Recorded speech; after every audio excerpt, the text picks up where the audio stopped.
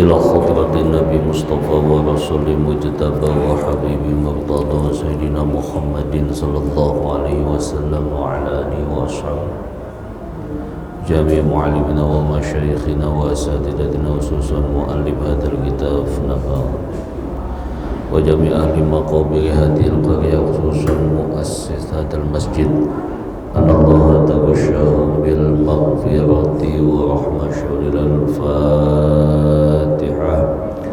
أعوذ بالله من الشيطان الرجيم. بسم الله الرحمن الرحيم. الحمد لله رب العالمين الرحمن الرحيم مالك يوم الدين.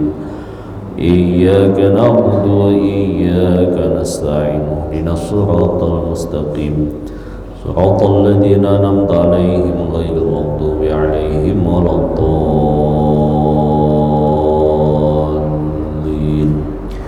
اللهم صل وسلم وبارك عليه يا رب بالمصطفى بلغ مقاصدنا واغفر لنا ما مضى يا واسع الكرم يا رب بالمصطفى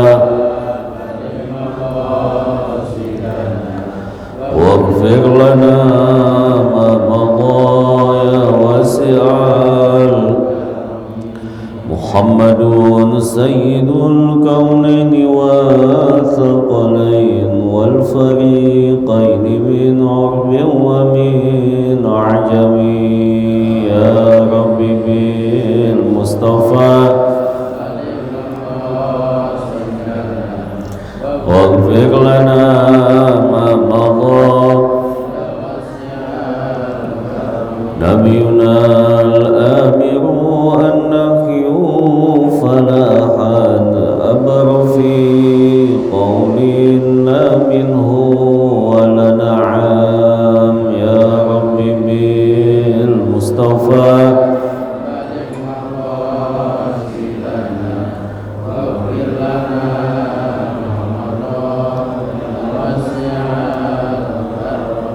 والحبيب الذي ترجى شفاعته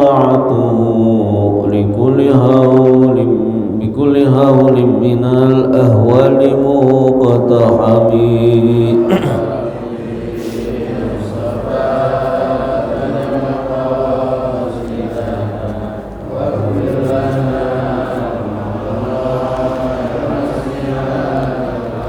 اللهم صل وسلم وبارك عليه. Alhamdulillah, salatu wassalamu ala rasulillah Sayyidina Muhammad ibni Abdillah wa ala alihi wa ashabihi wa man tabi'al huda amma ba'du. Qala ta'ala yarfa'illahu alladhina amanu minkum walladhina utul ilma darajat. Wa qala an-nabiy sallallahu alaihi wasallam talabul ilmi fariidatun ala kulli muslimin wal muslimat ay kama qala Rasulullah sallallahu alaihi wasallam. Alhamdulillah, pertama-tama kita panjatkan puji dan syukur kepada Allah. Di pagi hari kita bisa bertemu, bersua, bermuajahah, bersilaturahmi dalam rangka memenuhi kewajiban kita salat subuh, kemudian dilanjutkan dengan kewajiban thalabul ilmi, yang mana kita berharap kepada Allah mudah-mudahan ilmu yang akan kita pelajari nanti bermanfaat buat kita, buat keluarga kita. Mudah-mudahan dengan ilmu ini ketika kita menutup mata dalam keadaan husnul khatimah, Allah terangi kubur kita, Allah masukkan kita ke dalam surganya Jannatun Naim. Salawat dan salam kita sampaikan kepada baginda Rasulullah sallallahu alaihi wasallam beserta keluarga, para sahabat, para tabi'in hingga akhirnya sampai kepada kita umatnya yang mudah-mudahan diberikan syafaat pada hari kiamat nanti. Bapak Ibu yang saya muliakan, mari kita bersiap-siap kembali untuk melanjutkan ta'lim kita daripada kitab Nasaihul Ibad. Bismillahirrahmanirrahim. Qala musannifu rahimahullah ta'ala wa nafa'ana fi ulumi fi darain. Al-maqalatu hadiyata asyrah an ba'dil hukama ay awliya. Berkata sebagian daripada ahli hikmah, ay al-awliya jamak daripada wali, para kekasih Allah. Man haula'i awliya illah, siapa mereka itu para waliullah? Al-Imam Qushairi dalam kitab Risalatul Qushairiyah mengatakan, al-wali man tawallat ta'atuhu min ghairi takhalluli bi ma'siyatin. Para aulia Allah orang yang ketaatannya terus menerus, min ghairi takhalluli bi ma'siyah, tanpa dicederai oleh maksiat. Taat terus menerus, tidak bermaksiat, tidak dicederai dengan maksiat hatinya ataupun perbuatannya. Perbuat nyatanya dia jaga, hatinya pun selalu berbaik sangka kepada Allah Subhanahu wa ta'ala. Fayu'rafu bi thalasah, maka dari itu dikenal, bisa diketahui dengan 3. Kalau kita ingin mengenalinya, itu bisa dilihat tanda-tandanya, ausofihi atau diantara sifat-sifatnya. Yang pertama, itsarul haqq, orang itu di hatinya lebih mengutamakan Allah. Makanya Nabi Ibrahim itu dikasih gelar Khalilullah. Pernah ditanya oleh umatnya, apa yang ditanya? Apa membuat engkau dikasih gelar Khalilullah? Dijawab sama Nabi Ibrahim, aku lebih mendahulukan urusan Allah daripada urusan selain Allah. Jadi kalau kita ingin tahu di mana makom kita, di mana kedudukan kita di sisi Allah, di mana Allah letakkan kita dalam hati kita. Lihat Nabi Ibrahim begitu diuji, lama menanti pengen punya anak, dikasih anak. Ketika dikasih anak diuji, dipinta anaknya sama Allah, nggak tanggung-tanggung disuruh disembelih. Itu bukan Nabi Ibrahim nggak tahu, karena Allah bukannya nggak tahu kadar keimanan Nabi Ibrahim, tahu. Tapi mengajarkan ke kita juga, ke Nabi Ibrahim, bahwa segala sesuatu perjuangan butuh pengorbanan. Yang dipinta apa? Anaknya. Apakah Nabi Ibrahim lebih cinta kepada Allah atau lebih cinta kepada anaknya? Pilih anak, lebih mencintai Allah Subhanahu wa ta'ala daripada anaknya. Yang kedua, dia yakin dengan ketetapan Allah. Siapapun kita kalau udah yakin dengan ketetapan Allah, takdir Allah, udah nggak usah nengok kiri kanan, karena inna kulla syai'in khalaqnahu biqadar. Segala sesuatu Allah ciptakan sudah ditakdirkan. Kemudian yang ketiga, beliau selalu tidak makannya kalau lagi ada tamu. Artinya apa? Lebih banyak berpuasa. Kemudian dikatakan ifayurafu i'radu anil khalqi, dia itu berpaling dari makhluk. Artinya apa? Dia nggak mau dikenal orang, nggak mengaku-ngaku dirinya itu wali, enggak. Justru apa? Berpaling dari makhluk, takut dikenal orang. Bahkan kalau dikenal dia minta, matikan saya karena saya udah ada yang mengetahui saya, langsung ada gantinya. Itu seperti itu. Jadi dia tidak mau dikenal, takut dikenal orang. Takut apa? Ternodai. Mungkin hatinya, mungkin keikhlasannya, karena ingin menjaga ketulusannya kepada Allah Subhanahu wa Ta'ala. Apalagi zaman dulu belum ada yang namanya media. Apakah itu sekarang seperti HP atau YouTube, itu nggak ada. Orang dulu kenal ilmunya tapi mukanya nggak kenal. Imam Ahmad bin Hanbal di akhir hayatnya pengen datang ke Baghdad, ternyata sampai Solo nggak ada yang menyambut dia karena nggak ada yang kenal. Berdiam di masjid, bermalam di masjid, diusir sama marbotnya. Tahu-tahu ada orang tetangga sekitar masjid itu melihat, silakan singgah di rumah aku. Ketika singgah, apa yang terjadi? Ini yang ngajakin nginep tukang roti. Tukang roti ini unik. Sebelum ngadonin roti bangun sholat tahajud, baca bismillah, ngadonin roti terus baca istighfar, macam-macam dia baca. Imam Ahmad ngeliatin sampai pulang dari masjid pun dilihat. Itu dagangan gak habis dikasih-kasih sama orang udah pada nungguin. Selesai itu ditanya, apakah ini amalan kamu sehari-hari? Iya. Udah berapa tahun? Udah puluhan tahun. Dari mana engkau tahu ilmu seperti ini? Dari Imam Ahmad bin Hanbal. Dalam kitabnya disebutkan begini-begini. Imam Ahmad baru ternyuh, oh ternyata ini.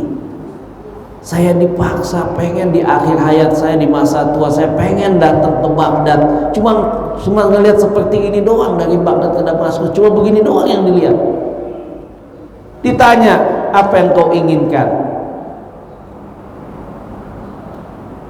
Dan apabila ketemu Imam Ahmad bin Hanbal, aku akan memeluknya.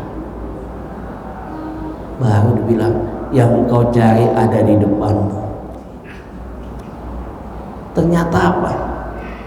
Orang yang sedemikian i'radu anil khalqi, dia berpaling dari makhluk. Gak ada yang kenal tapi masyhur. Orangnya terkenal tapi mukanya gak ada yang kenal. Ilmunya terkenal, namanya terkenal tapi wajahnya gak ada yang mengenalinya. Inilah mereka itu menjaga. Wal iltizamu bisunnati bisibki, berpegang teguh kepada sunnah atau ajaran Nabi dengan benar, menjaga sunnahnya. Kila dikatakan urabuhu nahwal fuqara, para mereka itu atau mereka itu lebih senang dekat kepada orang-orang fakir. Sebab dalam salah satu riwayat pernah disebutkan, itu ada orang Yahudi yang kaya tapi dermawan. Suatu ketika orang ini melakukan perbuatan dosa.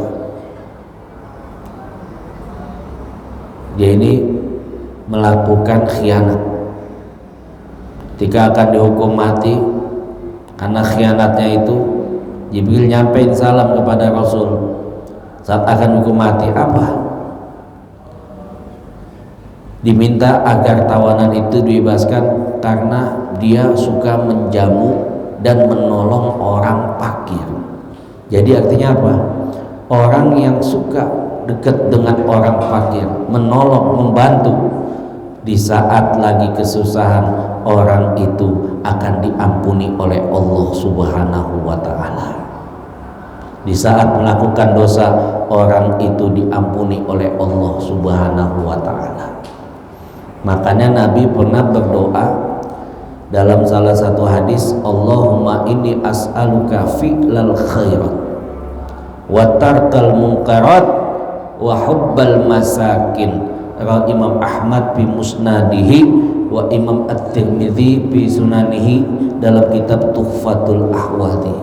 Jadi Nabi doa, Allahumma inni as'aluka, ya Allah aku minta fi'lal khairat, untuk berbuat baik, wa tarkal munkarat, untuk meninggalkan kemungkaran, wa hubbal masakin, suka kepada orang-orang miskin. Itu lebih cenderung dekat kepada orang-orang miskin. Fa yu'rafu kila, dikatakan lagi dalam kitab Sirajul Katibin, ini kaitannya dengan hati. Kita belum masuk makolanya nih, kita berkenalan dulu siapa itu para waliullah. Kila dikatakan dalam kitab Sirajul Katibin min alamati wali, di antara tanda-tandanya syagoluhu ilallah, sibuknya dia cuma untuk Allah, wa firaruhu ilallah, perginya dia hanya untuk Allah, wa hammuhu ilallah, kepentingan dia cuma kepentingan buat Allah subhanahu wa ta'ala.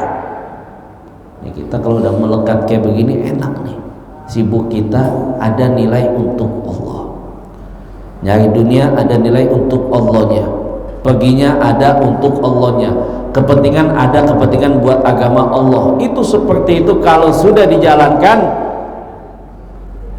maka itu hati semua hanya untuk Allah subhanahu wa ta'ala.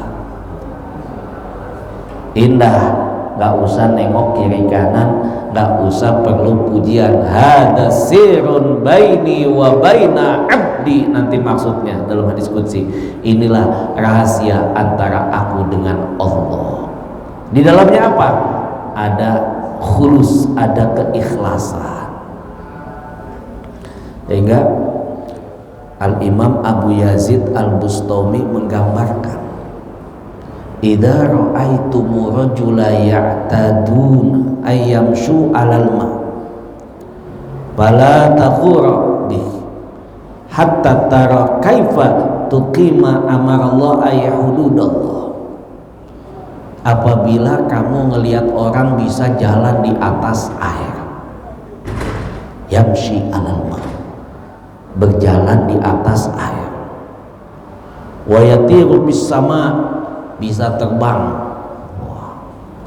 fala taqtarbi, jangan kamu ketipu, hatta, sehingga engkau melihat kaifa yuqimma amarallah, bagaimana dia mendirikan perintah-perintah Allah atau menjaga larangan-larangan Allah. Li'annal istiqomah khairun min alfi karomah, istiqomah lebih utama daripada 1000 karomah. Jadi kita jangan kagum dulu, lihat bagaimana dia menjalankan. Kenapa demikian? Setan mampu jalan dari ujung timur ke ujung barat dengan mengejamkan matanya, sekedip mata. Jadi nggak dikatakan oh dia itu ada kesaktian maka dia dikatakan wali, belum tentu. Lihat kaifa yuqima ma amarallah, lihat bagaimana dia mendirikan atau mengerjakan perintah-perintah Allah.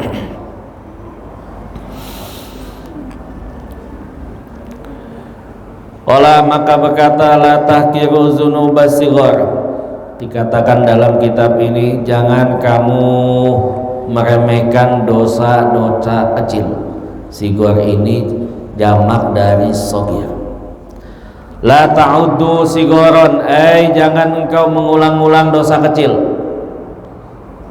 Jadi jangan meremehkan dosa kecil, artinya jangan meremehkan dosa kecil, jangan kamu mengulang-ulang dosa kecil karena merasa itu dosa kecil, kecil, diulang-ulang nggak apa-apa, jangan dikira itu, jangan diremehkan. Karena Nabi bilang, iyakum wa muhkirat wa muhakkiratid dzunub fa inna ma mathalu muhkiratid dzunub kaqaumin nazalu fi batni wadin fajaa bi'audin wa jaa bi'audin hatta ambaju khubazatahu. Oh, Imam Ahmad bi sunani bi musnadi, kata Nabi, iyakum, hati-hati dengan dosa kecil, muhkirat atau muhakkirat, yang kamu rembekan, yang dianggap nggak ada apa-apanya. Fa innama mathalul muhaqqiratud dzunub, perumpamaan orang yang suka meremahkan atau menganggap remeh itu dosa kecil, ka qaumin nazalu fi batni wadin faja'a bi'audin wa ja'a bi'audin, seperti kaum diumpamakan sama Nabi seperti kaum yang berkemah di hutan. Ketika waktu makan masing-masing turun ngumpulin lidi, ngumpulin dahan apa yang bisa dibakar. Setiap salah satu dari mereka mendapatkan satu dahan sehingga terkumpul banyak, dinyalakan lalu menjadi api dan memasaknya. Jadi yang kecil itu akan menjadi besar, akan bisa membakar. Sehingga kata Al-Imam Abu Hamid Al-Ghazali, inna saghair tadzibu ba'duha ba'din hatta halaka ususul iman. Kata Nabi, kata Imam Abu Hamid Al-Ghazali, dosa kecil itu sering menarik, bisa saling menarik, sehingga pada akhirnya apa? Halaka ususul iman, itu bisa menghancurkan pokok keimanan. Hati-hati dari yang kecil.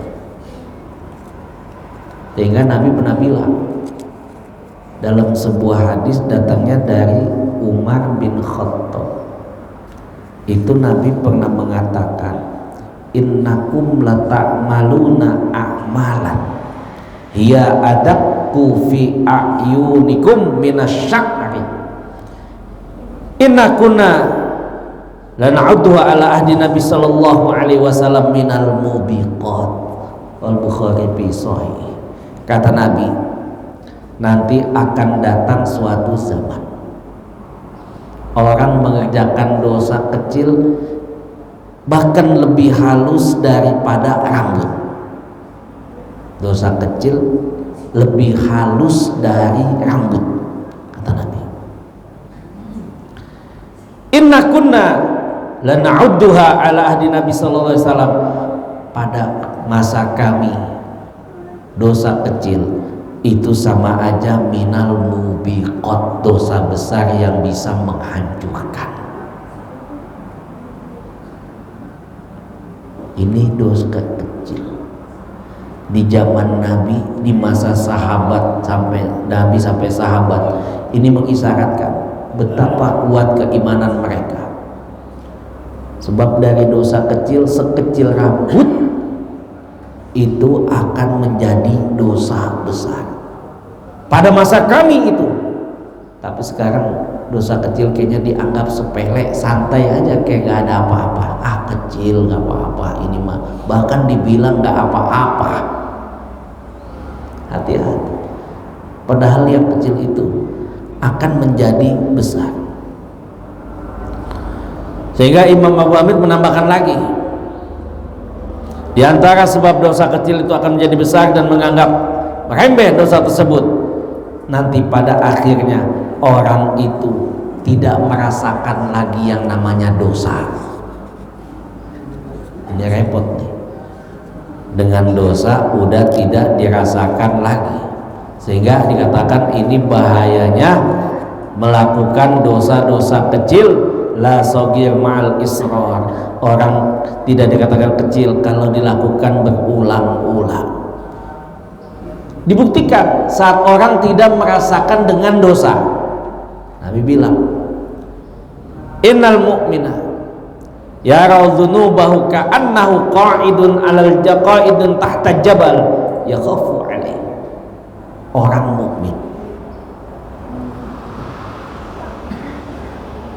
melihat dosanya, dia seperti lagi duduk di bawah gunung. Yakhafu alaihi. Orang mukmin ketika melakukan dosa diumpamakan duduk di bawah gunung, takut kalau gunung itu jatuh, takut kalau gunung itu runtuh mengenai dirinya. Sebaliknya, wa innal fajir yarau dzunubahu kadubabin mara ala anfihi. Al-Bukhari fi sahih.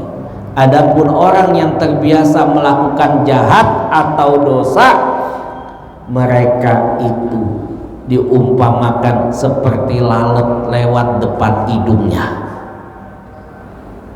Apa artinya? Berbuat dosa, lalat kecil lewat depan hidungnya, didiemin aja. Berbuat dosa kecil, sudah tidak merasakan lagi.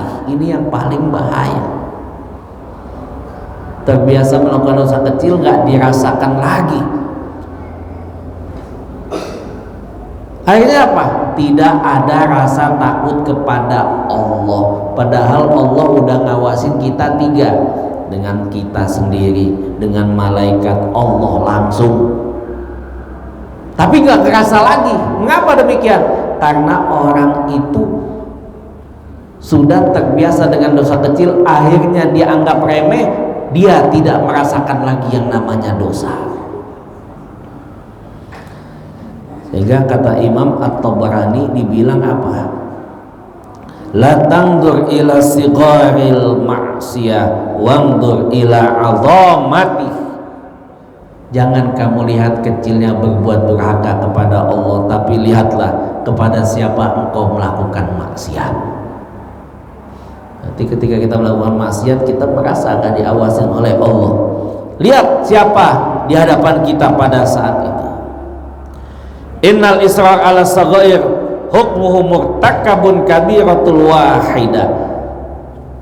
Sehingga dikatakan sama ba'dul ulama, maksiat kecil itu sama juga dengan dosa besar. Wa qala fa innahu tatasya'abu minha dunubal kabair. Dikatakan lagi oleh Imam Nawawi, karena dosa yang kecil dapat memunculkan dosa yang besar.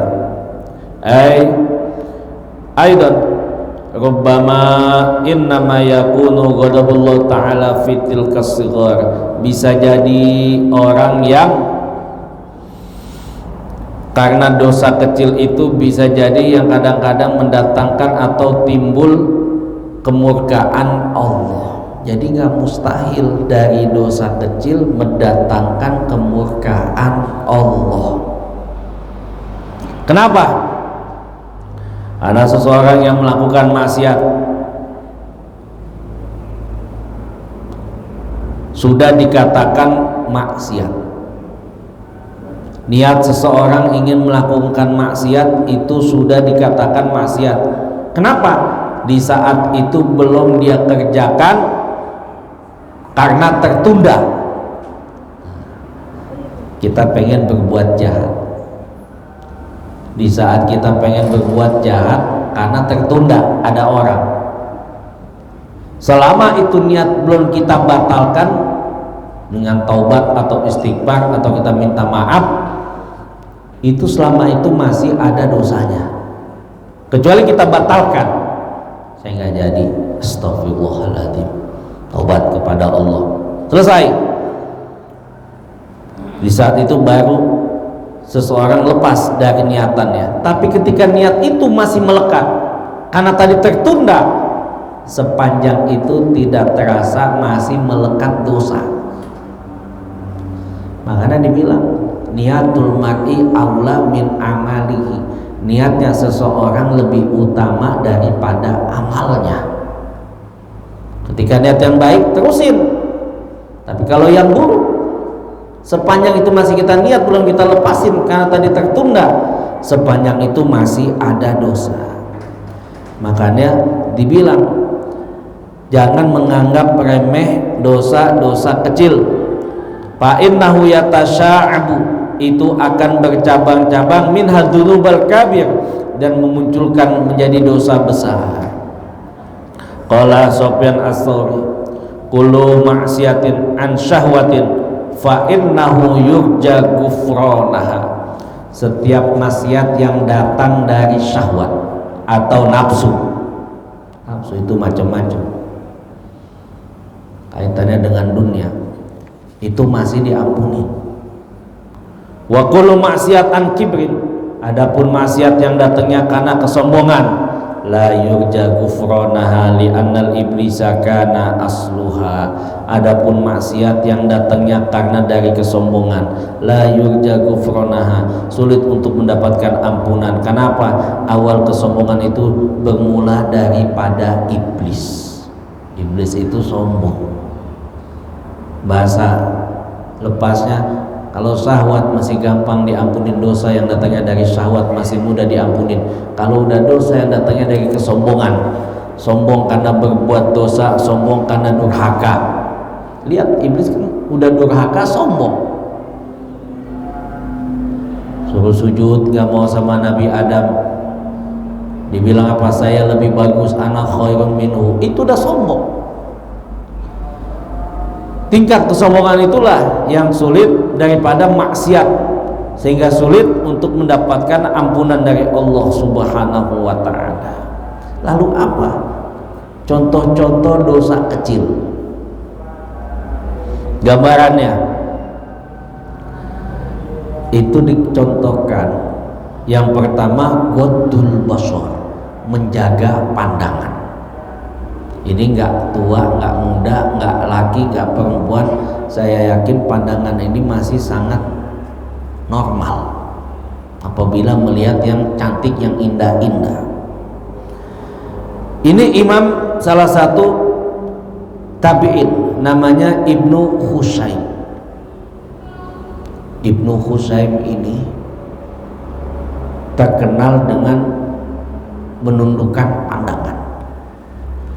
Sampai saking terkenal suka menundukkan pandangannya ini, disangkain buta. Pernah datang ke rumah sahabatnya Ibnu Husaim. Ketika datang yang membuka asisten. Ketika dibuka apa?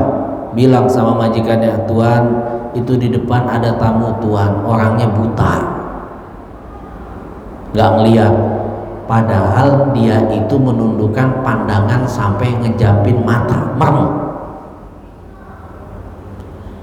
Ini Ibnu Husaim bukan di situ aja, di pasar Ibnu Husaim pun dibilang sama perempuan-perempuan, "Ya Allah, aku berlindung daripada Ibnu Husaim yang tidak bisa melihat." Padahal dia bukan gak bisa melihat, menjaga pandangannya. Saking itu takutnya kepada Allah, makhafatullah. Kemudian dosa kecil, suka mencela orang lain. Hati-hati. Wala tuzakku anfusakum, jangan merasa diri paling bagus. Wa a'lamu biman ittaqo, dia lebih bagus, yang paling tahu itu Allah. Sederhana aja, Ibnu Hajar al-Asqalani itu bisa aja salah, seorang yang imam besar pernah melakukan kesalahan, cuma sedikit mengira. Dulu di depan Al-Azhar itu ada wali, kerjanya dagang rokok. Wali kok dagang rokok? Timbul pertanyaan, masa iya wali dagang rokok? Ternyata apa yang terjadi? Menjelang maghrib, Imam Ibnu Hajar al-Asqalani sholat maghrib lupa baca Fatihah. Kenapa? Ingatnya sama wali aja tuh. Kita nggak bicara masalah itu. Habis sholat Imam Ibnu Hajar nyari tuh yang dibilang wali itu. Sebelum Imam Ibnu Hajar ngomong, itu wali udah ngomong, yang jualan rokok. Iya, saya memang dagang rokok, tapi rokok yang saya jual ini udah saya doain. Mereka setelah merokok besoknya udah nggak pada berhenti, udah nggak pada ngerokok lagi, berhenti ngerokok, ngumpul di majelis saya pada zikir. Tahu rokok dikasih apa? Tuh, kalau ada tukang rokok kayak begitu repot. Yang dagang rokok, ini dia seperti itu, dia dagang, tapi orang pada berhenti ngerokok. Baru tahu. La yashor, jangan kamu merendahkan orang lain, bisa jadi dia lebih bagus. Jangan kamu menghukum secara zahir. Bisa jadi orang itu pakaiannya biasa, bisa jadi dia lebih duluan. Kalau taubat dia lebih diterima, doa dia lebih cepat dijabah oleh Allah Subhanahu wa ta'ala. Kemudian dosa kecil, ngawasin, ngeliat rumah-rumah atau rumah orang dilihat dalam-dalamnya, itu nggak bagus. Atau berdiam tidak tegur sapa, atau makan pakai tangan kiri.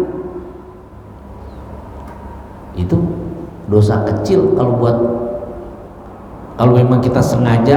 Nabi nyuruh suruh makan pakai tangan kanan, kita sengaja pakai tangan kiri, itu dosa kecil itu. Sebab pernah Nabi ngelihat dalam salah satu riwayat, ngelihat salah satu orang makan di depan Nabi pakai tangan kiri. Kata Nabi apa? Kul ya bi yamini, makan pakai tangan kanan. Nggak bisa. Tapi karena sombongnya, ketika itu disuruh mau makan pakai tangan kanan, nggak bisa diangkat tangan kanannya atas izin Allah Subhanahu wa Ta'ala. Jadi jangan kita meremehkan dosa kecil. Wa asbabu dzalik, adapun dosa-dosa kecil yang menjadi dosa besar. Yang pertama, hati-hati nih, dosa kecil yang menjadi dosa besar. Yang pertama, al-mujarah. Siapa? Orang yang melakukan dosa secara terang-terangan. Artinya apa? Dia melakukan dosa, habis melakukan dosa dia ceritain ke orang-orang, bangga dengan dosanya. Hati-hati nih. Sebab ini ditegasin sama Nabi dari Abi Hurairah. Kata Nabi, kullu ummati mu'afi ilal mujahirin, wa inna minal mujahirah ayya'mala rajul bil lail amalan thumma yusbihu qad satarallahu lahu qad satarallahu alaihi fayaqul ya fulan amiltu bariha kada wa kada wa qad batat yasturu rabbahu wa yusbihu yakshifu sitrallahu anhu. Al-Bukhari fi sahih. Ini al-mujahirin atau al-mujarah, orang melakukan dosa secara terang-terangan, artinya dia ceritakan dosanya kepada orang lain. Kata Nabi, kullu ummati mu'afa, semua umatku ini mendapat ampunan. Bahkan dalam hadis yang lain, kullu ummati dakhalal jannah, bahkan di setiap umat masuk surga. Illal mujahirin, siapa? Kecuali orang yang melakukan dosa secara terang-terangan. Wa innal mujahirata ayya'mala rajul bilail. Dijelaskan lagi sama Nabi, orang yang melakukan dosa terang-terangan. Seseorang tadi malam melakukan dosa, thumma yusbihu qad satarallahu alaihi, di pagi harinya Allah udah tutup itu dosa, Allah udah kunci itu dosa, disembunyikan oleh Allah itu dosa. Ini kita yang hadir di sini, saya yakin dosa ada, tapi dosa itu sama Allah ditutup karena diperlihatkan. Ini yang sombong itu udah melakukan dosa tadi malam, udah ditutup sama Allah pagi-paginya. Fayaqulu, akan tetapi orang ini yang melakukan dosa bilang, ya fulan amiltu barihah kada wa kada wa qad batat satara rabbahu yusbihu yakshifu sitrallahu anhu. Ini orang ini bilang, fulan, tadi malam saya habis melakukan dosa begini dan begitu. Nah, padahal malam udah ditutup, pagi udah ditutup oleh Allah. Waqad batas satallah, maka saat itu dibuka oleh Allah aibnya itu. Yusbihu wa yuksifu satallah, karena dia menceritakannya. Jadi kita jangan bangga dengan dosa. Itu yang tadi barangkali mungkin dosa kecil diceritakan bisa menjadi besar, atau mungkin dosa itu tadinya udah ditutup oleh Allah sebab diceritakan, itu bisa menjadi dosa yang besar. Kemudian yang kedua, al-iktirar, orang yang tertipu dengan dosanya. Artinya apa? Merasa aman dengan dosanya. Nah, ini yang repot nih. Berbuat dosa diingetin gampang, nanti bisa tobat. Berbuat dosa diingetin bilang lagi, insya Allah ini mah aman dari api neraka. Wah, ini repot nih. Orang udah merasa aman dari api neraka itu udah tertipu. Kenapa? Karena merasa apa? Dirinya udah menjamin, padahal yang bisa menjamin surga neraka cuma Allah. Ini merasa aman. Ini orang yang tertipu. Kemudian yang ketiga dibilang al-israr, orang yang terus-menerus melakukan dosa. Terus tuh dosa dia jalanin, kagak berhenti, terus dia kerjain. Ini dibilang sama Nabi, wailul lil musirin alladzina yusiruna ala ma fa'alu wa hum ya'lamun. Raul Bukhari fi sahih. Celaka orang yang terus-menerus berbuat dosa sedangkan mereka itu mengetahuinya. Itu udah tahu dosa, tapi dosa itu terus-menerus dia kerjakan. Ini orang yang celaka. Siapa mereka ini? Orang yang melakukan dosa kecil terus-menerus dianggap kecil, dianggap sepele. Hati-hati, ternyata yang kecil itu ya tasya'abu, bisa mendatangkan macam-macam dosa yang lainnya, bahkan bisa mendatangkan murka Allah Subhanahu wa ta'ala. Makanya digambarin, idza ra'aitallaha yu'ta abdu minad dunya ala ma'asi au ala ma'siyah ma yuhibbu fa innama huwa istidraj. Apabila Allah memberikan nikmat kepada hambanya, dikasih nikmat harta, dikasih nikmat sehat badan, dikasih nikmat rezeki, tapi dia tetap mengerjakan maksiat, fa innama huwa istidraj, maka yang demikian sesungguhnya adalah istidraj, diulur sama Allah. Dikasih nikmat sehat terus aja maksiat, bisa jadi itu diulur. Dikasih nikmat harta terus aja maksiat, hartanya buat maksiat, bisa jadi yang demikian ini istidraj, diulur. Barat orang lagi mancing, itu ikan makanannya bagus, dimakan sama ikan, tapi ketika dimakan sama ikan itu ditarik, tarikannya keras, kuat, sakit, nggak langsung mati. Siapa mereka itu? Bisa jadi diumpamakan orang yang berpaling dari ajaran Allah, orang yang berpaling dari Al-Quran, dibangkitkan dalam keadaan buta. Lima hasartani a'ma wa qad kuntu basiro. Kenapa aku dibangkitkan dari kiamat dalam keadaan buta, padahal ketika di dunia aku ini melek, melihat. Kadzalika atatka ayati fanasitaha, udah dikasih peringatan dari Allah, engkau lupakan aku. Wa kadzalika yauma tunsa, pada saat ini engkau pun dilupakan oleh Allah Subhanahu wa ta'ala. Ini orang yang dikasih nikmat badan, nikmat harta, tapi gampang maksiat, bisa jadi itu istidraj. Kemudian yang berikutnya, dosa kecil akan menjadi besar apabila yang melakukan dosa itu seorang yang dikatakan orang alim, mungkin ustadz atau mungkin guru. Dosanya kecil, misalnya seorang guru makan sambil berdiri atau sambil berjalan, itu ada nilai hukum. Lain kalau kayak kita,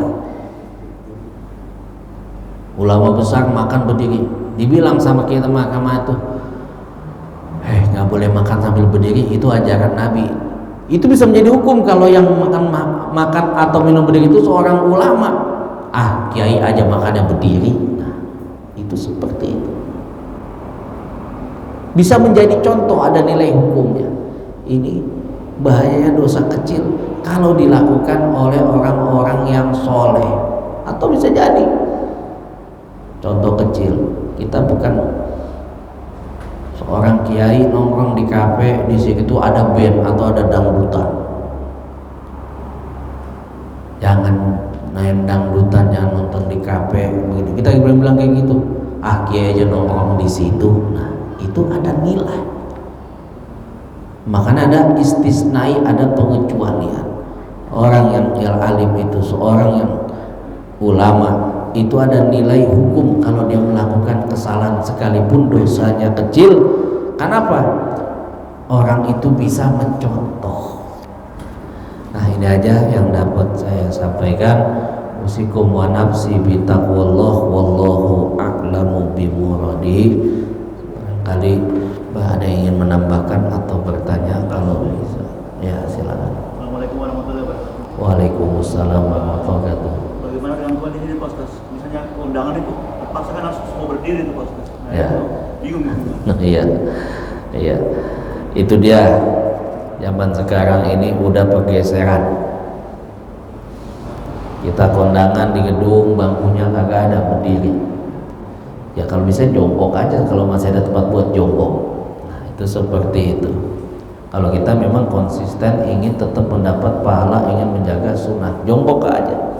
Nggak mengurangi rasa wibawa. Bahkan orang ada tempat pojok-pojok, kita mojok seperti itu.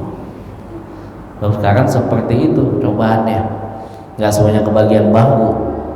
Kalau nggak kebagian sambil jongkok aja, minum dulu. Itu seperti itu. Agar walaupun itu sifatnya sunnah, tapi kalau buat orang yang udah tingkatan itu bisa menjadi nilai pahala, bisa menjadi dosa kalau dia langgar. Dosanya dosa kecil, itu tingkatannya seperti itu. Udah coba ya, Allahu a'lam.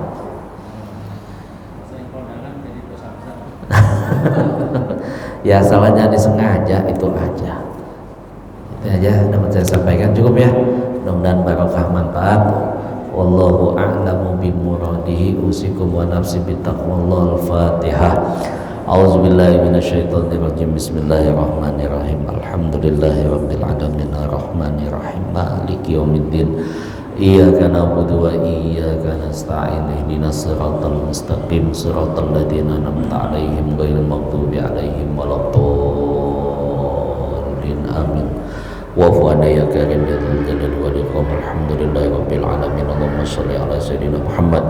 Allahumma ighfir lana dzunubana wa liwalidina warhamhum kama rabbawna shighara wa li jami'il muslimin wal muslimat wal mu'minin wal mu'minat al ahya'i minhum wal amwat. Allahumma arham ummata Muhammad, Allahumma ighfir ummata Muhammad, Allahumma shlih ummata Muhammad, Allahumma farij an ummati Muhammadin sallallahu alaihi wasallam. Allahumma inna na'udzubika min ilmin la yanfa' wa min nafsin la tashba wa min qalbin la takhsha wa min da'watin la yustajabu laha. Nas'alukal futuh wa rusuh wal munuh wa taubatan nasuha. Rabbana atina fid dunya hasanah wa fil akhirati hasanah wa qina adzabannar. Sallallahu alaihi wasallam. Alhamdulillahi rabbil alamin.